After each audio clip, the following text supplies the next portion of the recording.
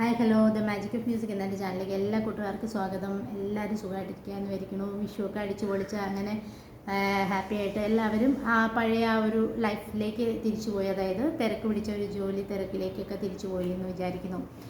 അപ്പോൾ നിങ്ങളെല്ലാവരും big boss കാണുന്ന ആളുകളാണെന്ന് എനിക്കറിയാം. അങ്ങനെ ബിഗ് ബോസ് കാണുന്നവരാണെങ്കിൽ നിങ്ങൾ അതിനകത്ത് ഓരോ വ്യക്തികളെക്കുറിച്ച് നിങ്ങൾക്ക് ഓരോ അഭിപ്രായങ്ങളുണ്ടാവും. ഞാൻ എൻ്റെ ഒരു അഭിപ്രായം പറയാം. ബിഗ് ബോസ് എന്ന് പറയുന്ന ഒരു പ്രോഗ്രാം അത് അങ്ങനെ നടന്നു പോകുന്നുണ്ട്. അതിനകത്ത് ഓരോ വ്യക്തികളെന്ന് പറഞ്ഞു കഴിഞ്ഞാൽ പലരും പലയിടത്തു നിന്ന് വന്നതാണ്, പല സാഹചര്യത്തിലുള്ള ആളുകളാണ്.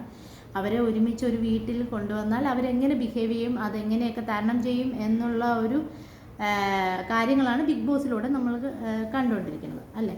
അതിനകത്ത് ജാൻമണി എന്നൊരു വ്യക്തിയെക്കുറിച്ച് നിങ്ങളുടെ അഭിപ്രായം എന്താണ്? അവർ അതിനകത്ത് കാട്ടിക്കൂട്ടുന്ന കുറേ ലീലാവിലാസങ്ങളെല്ലാം നിങ്ങൾ കണ്ടിട്ടുണ്ടാവില്ല. വളരെ മോശമായിട്ടുള്ള രീതിയിൽ മറ്റുള്ളവരോട് ബിഹേവ് ചെയ്യും. അവരുടെ മുന്നിൽ എൻ്റെ മുന്നിൽ നിങ്ങൾ ആരുമല്ല, അല്ലെങ്കിൽ നിങ്ങൾ വെറും എന്താ പറയുക, ഏഴാം കൂലികളാണെന്നുള്ള രീതിയിലുള്ള ഒരു മീനിങ് വരുന്ന രീതിയിലുള്ള സംസാരവും കാര്യങ്ങളൊക്കെ നമ്മളെല്ലാം അതിനകത്ത് കണ്ടതാണ്. അതിപ്പോൾ ഞാൻ പറയാതെ തന്നെ നിങ്ങൾക്കറിയാം, എല്ലാവരും കണ്ടിട്ടുള്ളതാണ്.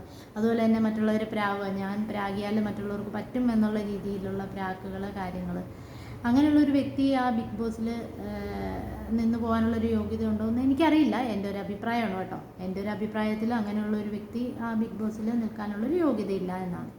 നിങ്ങളുടെ അഭിപ്രായം എന്തായാലും നിങ്ങളൊന്ന് കമൻ്റ് ആയിട്ടിട്ടുള്ളൂ കേട്ടോ.